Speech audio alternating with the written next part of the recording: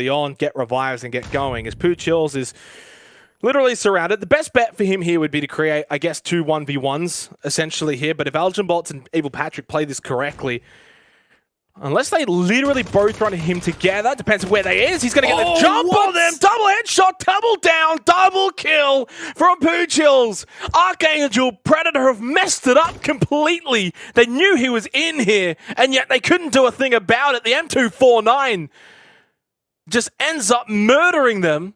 And now Poochills is getting some reinforcements. This has gone horribly wrong for ArkAngel Predator.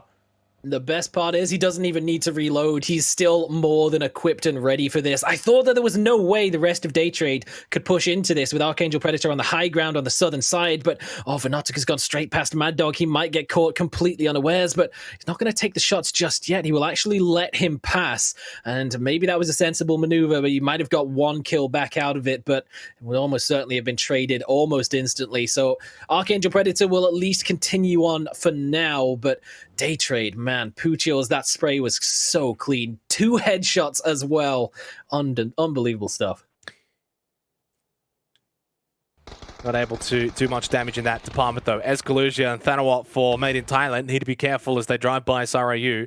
Mad Dog, though, if they don't know he's in here, could get the jump, maybe try and do his own sort of version of Poochills, but he does not have an M249. He is surrounded, and CJ is now the last player alive for ArkAngel Predator, who by far and away are having an awful start to day 2 of week 2. They are struggling immensely, and it looks like they're going to go out in last place here for our 8th match of the day. Or of the week, I should say. Well, CJ is on the run. Either way, the shot, that one was close. Almost clipped him as he just hopped over the edge, goes for the full retreat. He's going to find himself another shack to sit in, or maybe just prone behind a rock for 20 minutes and hope to, at the very least, sneak out a couple of kill points. Maybe even a win if, he gets a hard feed and nobody looks at him for the entire game and he gets a chance, then it would be an absolute long shot. It's almost impossible at this point. But the ArkAngel Predator, this is certainly not the week that they were hoping to have. They've had a bit of, well, there you go. He's taken down almost immediately. Dat Blue finds him. So Unicorn Phoenix do get at the very least an answer back for the loss of Hung VODS early on. But, oh man, it's something at the very least. But for ArkAngel Predator, it's an absolute disaster. Certainly is, off the back of their 13th place finish as well in the first game today. To follow it up with that, it's not ideal, especially when they were the ones that should have been the aggressors and got the kills and taking out Poochills, and what a different game this could have been. But full credit to Poochills, full credit to daytrade. They come out of that with also a good position inside of this circle, which kind of maintains here for phase 2, although it shifts way over towards, say, the Perry, I was going to say the Perry Pier, the Perry Pier, I should say, to say that one correctly. That's going to be definitely a point of interest later on towards the back end of phase 2, probably going into phase 3 as well. Already a log jam as well towards the northwest of Perry Pier. In fact, speaking of log jam, this is where it's situated. It's Seiryu now pushing in on player 4, 36 Cartel. Seiryu kind of got their tails up at the moment. They've been playing very, very well, and they're being aggressive with trying to get these positions, but player 4 not to be outdone. He gets that elimination onto tRycK. He can go inside and maybe heal, although he's sensing the pressure here as he gets surrounded by Seiryu. dNial with a nice little angle gets him down to 13 health. There's another player pushing though. Unfortunately for player 4, he couldn't quite do it all by himself. Sunshine got that kill. Cherry, who's trying to push up, he gets taken down with ease. Asba and sSuspekT now the last 2 for 36 Cartel. Game Home actually got a third-party shot into this and got another knock onto Seiryu as well. So 36 Cartel maybe do have a bit of a chance. A good bit of damage there from sSuspekT as well. The Molotov won't quite find its mark, and he maybe has a bit of a chance to secure the revive, but Sunshine has already been revived by How. But that's a clean headshot as well. Asba, that final bullet on the spray, connects as he re-peeks the window a little bit too eagerly. But that grenade could just deal some damage. It's not quite going to make its way through. And Cherry will have a chance to fall back. Those grenades through the window might just find yet another knock onto Sunshine as well, but they're not going to make it into the kitchen area, which is where he's cooking up a revive. And I think this is where these sort of fights are definitely going to play into the favor of 36 Cartel. The longer they can kind of understand what's going on, the situation as it's unfolding, and how they can play off of it, whether or not do they push, whether or not do they get out of this sort of scenario. Being United actually just rotating past this compound, and they're going to pull up. They're here to stay. There's not too many compounds where you can obviously fit this many teams, but this is one of them. Oddly enough, you can fit a good 3-4 teams in this sort of vicinity. Not too surprising with the circle that we have as well. dNial seeing if he can get some extra damage onto datBLUE, who's a solo now for Unicorn Phoenix, and he's just lost his Darcia as well. It's gone horrible. In about 3 seconds time, we'll find out just how worth it was to trade away the life. Okay, so not all that worth it seems, because that is hard on the edge. And now Daytrade, Fury, they're in prime position for when Phase 4 comes in to shift away as much of that water as they possibly can. That hilltop just to the south of Quarry, you get to see some crazy battles in that area. Yeah, well, it's basically guaranteed that they're going to get that Phase 4 circle. They can play off of that. The only downside is everyone in the lobby knows that that's exactly how it's going to play out. So they, too, can also play off of that. Whenever you get these kind of water circles, it's generally somewhat nice if you're in the close vicinity as to where you want to be, because of the fact you know where it's going to go. You know how you can sort of play off of it. Yeah, sometimes it throws a curveball. Maybe it goes a little bit to the left or left that you would have expected it, or maybe it goes top right. We're seeing it, I think in week 1, there was a Miramar one where it's supposed to hard shift off some of the terrain, and it went slightly more north than maybe it would have been expected to do, as an example. Now, week 2, number 1 damage, though, it's Fludd from Fury, just about to crack 3K. He's 2 damage points short of that margin. I'm definitely sure he'll be able to crack that figure at some point. Yeah, no doubt. Be honest, in the next couple of minutes, I would be surprised if it wasn't, as Fury, maybe not from their current position, they are a bit tucked away down in the little one shot. Oh, here we go. Just by the dirt road. Oh, datBLUE has a chance to maybe recover something. He can maybe get a kill point out of this. Gloom's caught out with the headshot, but Jayers will answer back. But once again, for AAA, oh man, losing a player early on, just getting caught out from behind the tree, a quick flush as well. So Unicorn Phoenix don't walk away from the game empty-handed, but it's not going to be the best result they were hoping for. But at the very least, they've done the damage onto AAA. Yeah, and for Unicorn Phoenix, I think they ended up getting about 2 kills out of this game, as Sharper are about to go straight past Eagle 365. There was one headshot. Hanzyy almost got run over, needs to reload that barrel. Jekzy watching and covering. Maximus is knocked down by Vandal9. Eagle 365 firmly in control of this fight for the time being, as Chibiritt got the elimination onto Maximus, and Sharper Esports have to retreat over to Ferry Pier. And unfortunately, that's not really inside of this circle, Saga. That's a bit of an L here for Sharper Esports. They're going to have to regroup and send it back in to this Phase 3 circle. They definitely are, and where do you send it to? The compound's taken, the dips are no longer free as E365. They came in very late from Novo. They crossed the bridge in the blue zone and took those bunker positions for themselves, and you're really not expecting this beach to stay in for as long as maybe the next shift, and really it's not an ideal position to be in anyway. Way too open if you can't get those bunkers, so it might just have to be a forest area play, which is just going to leave them exposed and open to Cerberus and those 3 squads battling for that northeast compound. BN United are going to take their leave of the compound now. They've had enough. They know that they're more than likely not in the next zone, so they are going to make a move early on. 36 Cartel trying to land the shots, but nothing too dangerous. Made in Thailand. There was a bit of a team knock earlier on, so things are getting chaotic, but Y8 lurking around the corner. Yeah, he is watching, and he can hear everything as well. So much audio information as soon as they peek around. They don't even really check it, though. There's 2 of you. Why are you not at least having one check that little corner? Y8 at least got the knock onto Thanos. Smell sort of watching this entry as well. Of course, Y8 did get knocked down, but at least causing a bit of pain. Oh, that nade ended up bouncing on top of the fence. Thanawa close to being eliminated here. Another one goes in. Doesn't quite just yet, though. The smokes are out. Nades inside of those smokes as well. This is from both teams here. Some defensive smokes. Smell, can he somehow get the revive onto Y8, who is bleeding out profusely, because Duckman's already on top of Thanawa to get him back up. And Klee is about a mile away from this battle, so there's no chance he's going to have too much of an impact. It's weird to see from Myth. Typically, you're going to see the guy be the bait to be the wide swinger, and then the second man comes through to check the angle, but they did it a little backwards. And you know what? Maybe they don't need Klee if AAA is going to be the third party to try and bail them out of this situation, and even Daytrade as well. Once again, taking the shots into the quarry. They've even got a knock onto Gems as well, so Daytrade, even from south of the quarry, still picking up kills in this area where Pucho's popped off earlier on. Getting closer to that 20-minute mark here of our second game of the night. Eagle 365 finding themselves in a bit of a handful down to the south, just outside Primorsk, as Vandal9 should be able to get revived by Chibiritt. That nade's well and surely short by the colony. Just on top of the hill, using this high ground to their advantage. Unfortunately for Fap, he's going to go down to Cherry. Still over towards that compound, which is no longer inside of the circle, by the way. So those teams ended up trying to make their way out. Obviously, it's been a bit of a scrap. It's not been easy.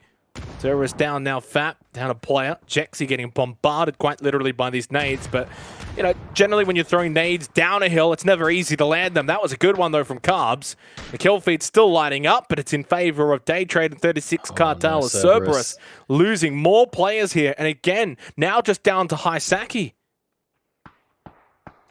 Yeah, not their ideal situation, as they did try to make the move out of the compound, but the late push from 36 Cartel out from the east just completely caught them off guard. They were not ready to have them that close as they tried to mount up and make the move. That grenade looked good, but the rock just in the way, saving Bao-Nam United from a potential explosive demise as disgusting, leading the way for Game Home to try and make it out of the compound that they've been in for a fair bit of time. But now here comes the rest of the squad. If they have more grenades, this could be dangerous territory for Bao-Nam United, and would certainly be a bit of an early exit earlier than they're used to at the very least.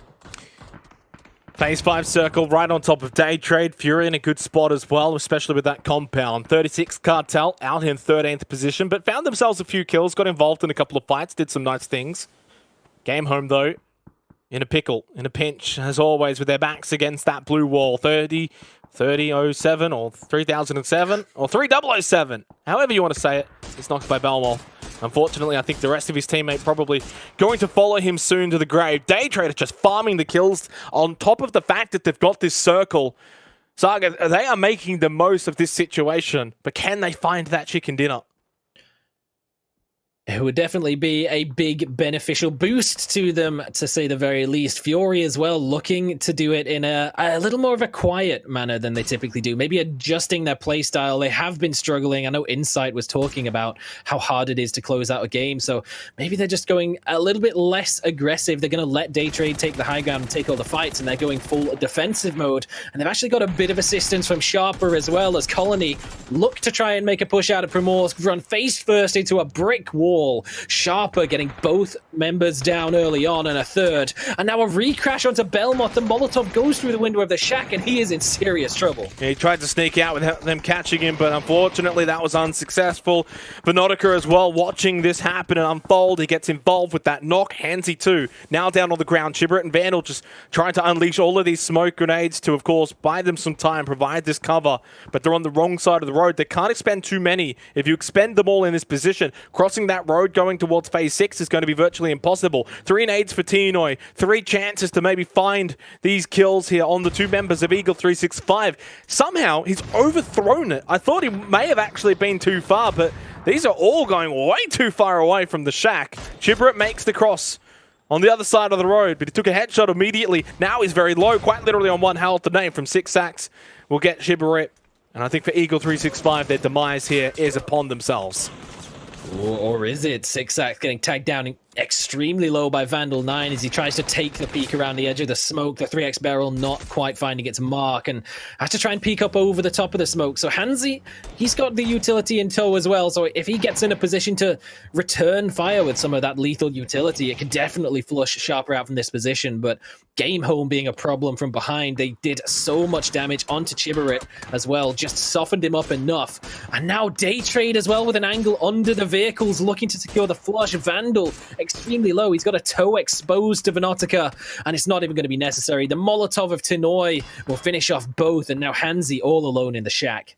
Yeah, and he's got no real hope here. 5 seconds until phase 6. Did Daytrade get another feed? Maybe it goes on to Fury. No, it's straight onto Daytrade. Oh. There's a lot of teams up north as well that are just hugging that blue inside of the quarry. AAA, you got Seiryu as well with How, the solo made in Thailand, still up in quarry too. So the north side's a little bit more action-packed. It's going to be a little bit heavier, whereas the south is quite open. That's a beautiful nade. Oh my god, didn't even get the player I thought it would. Hanzyy just gets them both. I thought that nade would land on tNial, but it got 6 sacks, and he was able to then shoot tNial, take them both out. Well played. Crosses the road. And somehow, Eagle365 end up technically winning that little fight. Look, if you find out you've got 8 bullets left in your gun and you get the first knock with a grenade, you don't need any more if you've got the aim like that. That was brutal for Sharper. They were in prime position to hold out at least one team. They wiped out Colony and then immediately got recrashed and taken down. But again, it's a lot of damage done to E365. Now, AAA trying to make their move out of the quarry, trying to spread their hold out to Daytrade's position. That's an early knock as well. A good entry from Jankirov onto Flash. That's the point, man. And Game Home have heard these shots. If they push up at the same time, Daytrade could get pinched. Flash is gone. 9 kills now for attack all around as they look to continue to press the issue onto Daytrade's position, who, of course, as you said, already feeling some of the issues here. Nice quick little double from Venotica, but that's only one little fight that they've been able to win. There's a war coming towards them from the north side in AAA. Daytrade have got to be so careful here inside of the next couple of seconds. If they're too focused on the player behind the tree, they're going to get pushed on. That's just exactly what has happened now. Yanku has been able to get the knock onto Norins. A couple of teams go out here. Game Home's now gone. 7 teams remaining. In fact, well, they're about to be gone. It was Easy that's gone, in fact, but only one left in Disgusting. But attack all around have made the push. On top of that, they've been able to also keep Made in Thailand stuck on the rocks here, coming out of Quarry. Thanawat just makes the run, gets into the smokes, holds on for the time being, but he can't stop and heal for too long. That blue is making its way straight for his position, and as soon as he comes out of that smoke, you just know attack all around will be able to finish him off. And speaking of finishing off, you would have to think Venotica should be able to finish off Game Home. Oh, the shots in the back, though, from Jankirov might just be too much of an issue. He has to try and go for the jump shot to try and finish it off because he knows as soon as he moves from this tree, he is absolutely toast. Oh, man, that is so unfortunate. Such low hit points, but for Disgusting, he's clinging on, and now he's dealing the damage from behind. He actually cleans up Venotica. And Daytrade, their position on the hill has just been absolutely usurped from them as AAA make the play, get away from the quarry, and not only that, they avoid the shots from behind. They even take down most of Myth. It's just Jacob now, and he's caught in a rough position between them and MSC, but it's Jacob. He's happy to try and fight his way out of it. He's got the first knock, even secures the flush on Jowman in a 1 versus 3. That's still pretty huge for Myth. There's that team down to the south, though, that have sort of awoken from their slumber. They've been quiet in this game, but you know that at the late portions here, at 25.5 minutes gone, Fury, what they're capable of late into the game with all 4 players still alive. In fact, the only team that has all 4 players in a top 4 scenario. This is where they shine the most, being able to capitalize in this sort of position. Fludd probably won't want to watch that one back again. He did land 1 tag. Never easy from that kind of distance either, as Rogue is just getting lit up from Gems. Attack all around actually just make things maybe even easier for Fury. They don't elect to go up north, though. They're going to go for the south based off of the Phase 7 circle. Now they're looking to make their move, but they do need to be careful because they're lacking the information on where these solos are lurking around. They have moved away from Julio, but made a push over towards Disgusting. Julio is practically nullified now with the position of Jankirov just staring him down. As soon as he makes that peek, the blue zone will flush him out. It's Jankirov with the 13th kill, his 4th of the game. So AAA fragging up an absolute storm, but Fury are still just lurking nearby. 30 seconds until Phase 8, down to 3 teams, but realistically for Disgusting, the solo, basically in a similar predicament to Julio that we just saw from MSC. He's not really going to be able to probably walk away with the chicken dinner here, but what he could do is definitely have an impact, whether he ends up maybe getting a knock onto a player from AAA or, say, Fury as well, could definitely be a possibility. We are moments away, though, from phase number 8. 13 kills from attack all around has seen them skyrocket up the standings, not because of the win, but just the kills themselves. What a way to finish off, though, for Fury. If you ever want to feed, you generally want the ones at the last couple of circles. They get phase 8 due to the way they positioned and rotated. Attack all around now need to attack into Fury. Well, you know what? Aggression has certainly been paying off for them so far, and this is maybe the argument that you make, because AAA, yes, they're down a player, but they're so much more warmed up. They've been fighting all game, but that just leaves them maybe that little bit overly cracked, and now with that opening knock, look at how much that has affected the percentage. Fury rocketing all the way up to 63% with the zone feed as well, surely playing a factor in that. Fludd, he's got another tag, so there you go, over 3,000 damage for the week, so excellent stuff from him. So that's a little bonus at the very least, but surely the big bonus here, the big prize, is to walk away with the win, and they are in prime position to do it. That's exactly what they're going to want here in this position, Fury. Find that chicken dinner. Only the 2 kills, but it just doesn't matter, especially with this format. They don't care. They don't need the kills. They've got 37. That portion has already been completed. Now it's just about finding the win. They can get kills in other games. They know they're capable of that, but it's just about playing patient here. Control the match. Control the game as best as you can. Control what you can do, and that's what they've been able to do with their positioning. Not rushing this, making it so that attack all around need to push down to them. I mentioned before, disgusting. He gets up. Now he's inside of the low. He gets 1. He makes life so easy now for Fury. I don't sense they're going to be able to get that revive onto Gems. They're going to have to leave him. It's 2 versus 4. Fury are more than happy to, though, clean up this little scenario. Insight will push up. He'll get the knock onto Jazz. He will confirm Gems as well. Why not 1 extra kill? Janku, unfortunately, now in a 1 versus 4 against Fury. He does get the knock onto Ronon, has a slight high ground, but that does not matter